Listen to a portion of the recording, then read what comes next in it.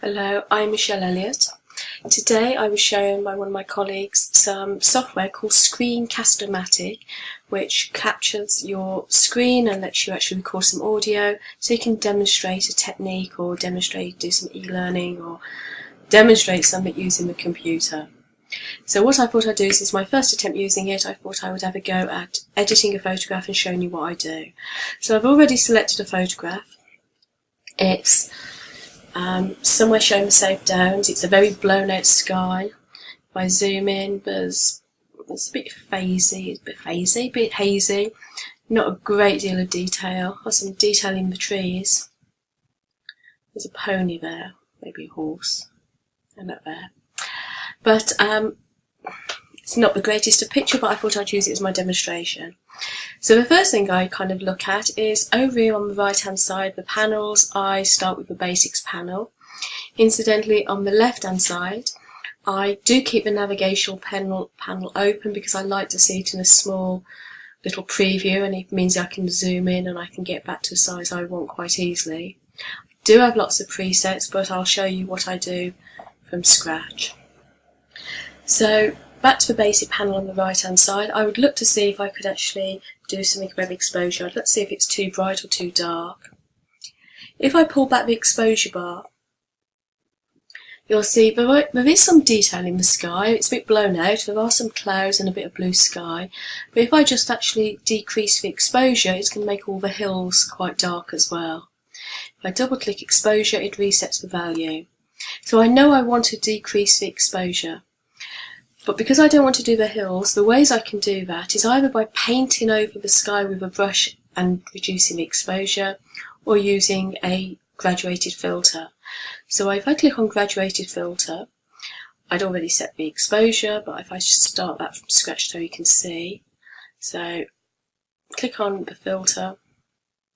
Let's open. It's all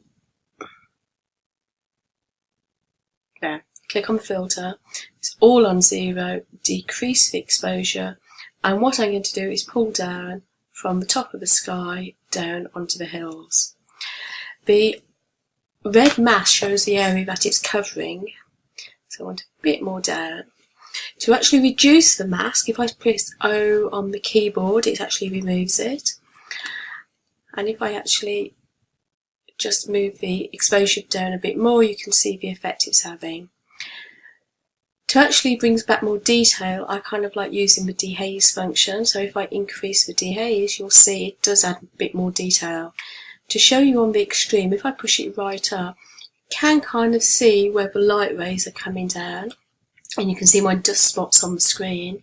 So I don't want it that far, but I will pull it up just a little bit. So I've increased the exposure, or rather decreased the exposure. I'm going to up the contrast a little bit. Pull down the whites. And I don't know if you can hear a crunchy noise, but it's my cat eating her food at the moment. And I've increased the dehaze. Where it's gone over the hills, you can actually remove that. If I press O on the keyboard again, it's showing you a filter. It's not that clear, but if I press brush and then erase, make a smaller brush, and then I can paint over. I don't know if you can make that out, but it's actually removing the effect I've put on the hills. When you get close to the edge, so you don't go over the edge, you should click on Auto Mask, and then you can go a little bit further towards the edge, and it kind of looks for the lines of contrast so it doesn't go over. Should do it. Click Done, and then it's put a bit more detail back in the sky. This area down here on the grass, it's very bright. I don't mind that, by comparison, the hills are quite dull and dark.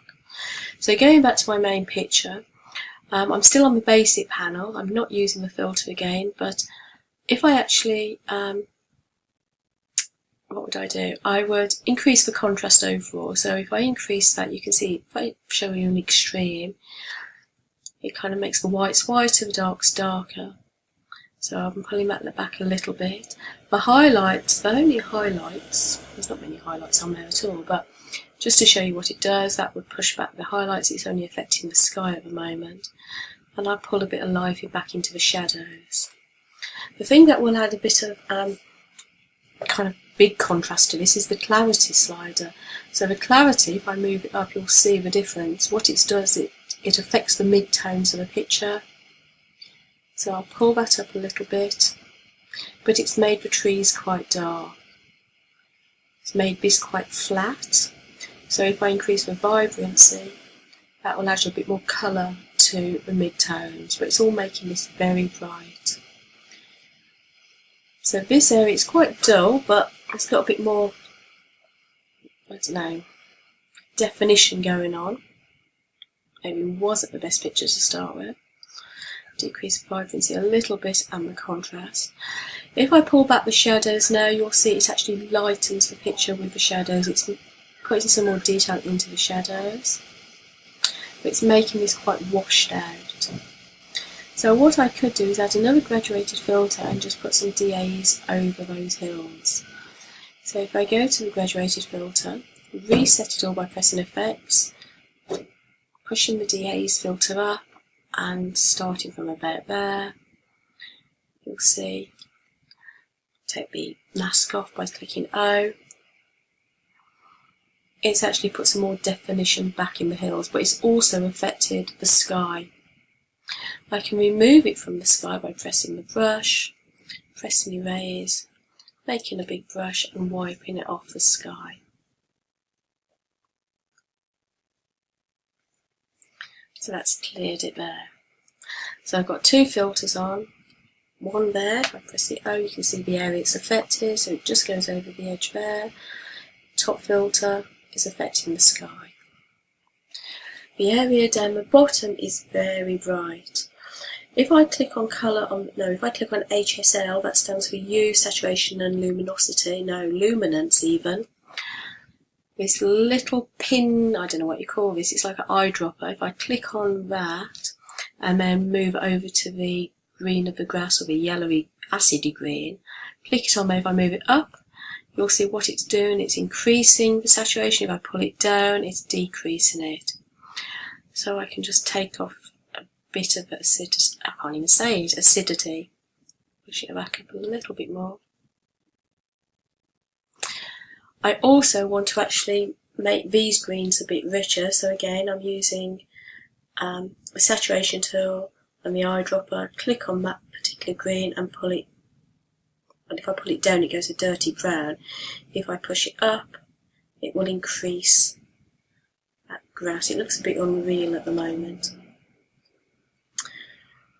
The other things I kind of tend to do to the photographs, go to tone curve, is overall lighten the picture by pushing this up a little bit, making it S curve. See, that's really blown out. Let's just reset that. I do have some presets saved, so on a linear effect on the tone curve, a bit of contrast, just curves it a little bit. To see the difference, I can use the dash to do a before and after, so that's before, that's after.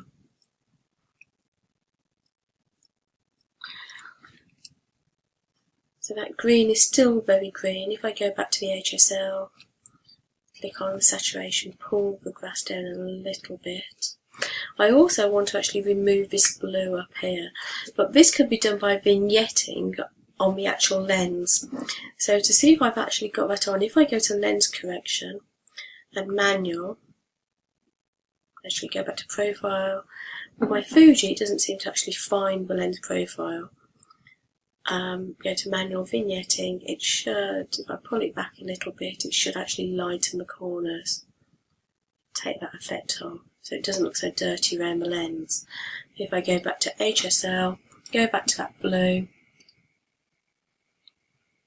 click on the blue and drag it down, it should remove it. So it's made it a grey sky, so I don't want it as blue as it was. Don't want it really grey, no colour. Somewhere there. Click done. I'm going to just zoom in around this area because I can see loads of dust spots and splashes. If I use the heal tool or the clone tool, it will actually remove it. So I click on the clone tool, make it a lot smaller, and then just click over the little done it? Yes. Oh, it's still there. Click on that one again. Oh, the opacity is on 87%, so I'll increase that right up to 100%, and it should have actually removed. No, it's still there. That one is not going to go. Make it a little bit bigger. Actually remove it. Press delete to remove it.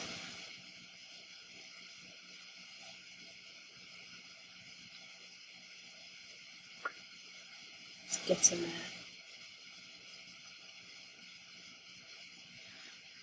The other thing I don't know if you can hear is the fan on the back of my hard drives are kind of like whirring into action. There's the dots.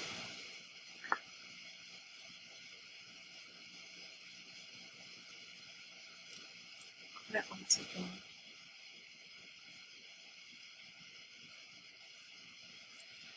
Go back to full screen.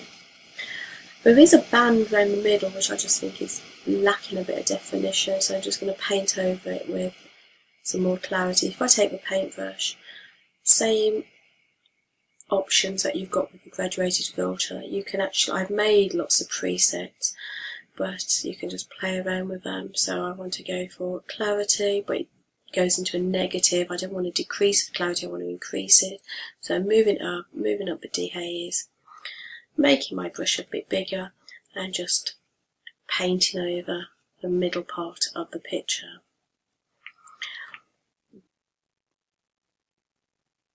Just seeing what else I can do. The saturation, the grass looks very unreal like that, so I'm pushing that down on the saturation. Clicking done to show that it's finished. The next last thing I kind of do is the increase the sharpening. So if I click on detail, the sharpening, this is a preview of what you're actually looking at, but I kind of move the sharpening up. Because I don't want all the bits of grass and all the trees to be in detail, it's only like the main edges and the lines. The masking area, actually I'll pull the radius down to about 1 pixel. I do want some detail, so I'll increase the detail, but the masking, if I hold down the Alt button and press on masking, it turns it into a black and white image. All those, if I go back to the beginning, all those white lines are what it's actually increasing the sharpening. It's all those lines are kind of changing the contrast to sharpen it. If I pull the masking layer up, it then starts becoming more black and white. And again, it's only the white lines that, or grey lines, that the sharpening is going to be applied to. So I don't want the sharpening applied to like the big expanses of the grassed area, just the outlines of the details of the tree. So I'll move the mask right up to there. Try it. To see the difference, if I switch it on and off, it's probably hardly noticeable. Okay. Very little difference. The effects, that would be where you could apply a bit of a vignette, increase the highlights around the edges, and if overall I wanted to dehaze the picture, I could do it there on effects, which I'll pull it back a little bit. So it's not the greatest of pictures, but that's going to be my finished attempt. I'll just show you before and after. That's before, that's after. It's a lot more grainy, a bit more contrasty. I feel it should have a bit more definition to show, I don't know, some rain clouds. So if I go back to the top graduated filter, click on that top one. If I right click it, it lets me duplicate it, so I'll pull it back down. It's gone totally black, I don't want to do that. Pull it back a little bit. Looks a bit rainy now. Pull it down. Increase the sharpness. Pull back the dehaze. Increase the clarity. It's far too dark, but it does add a bit of definition into the sky. Don't know if there's any definition there. Let me pull it down a little bit more. Click done. So that's my before, that's my after. I can show it you side by side. Take the side panels off. My before and after. That's my quick little edit. Thank you.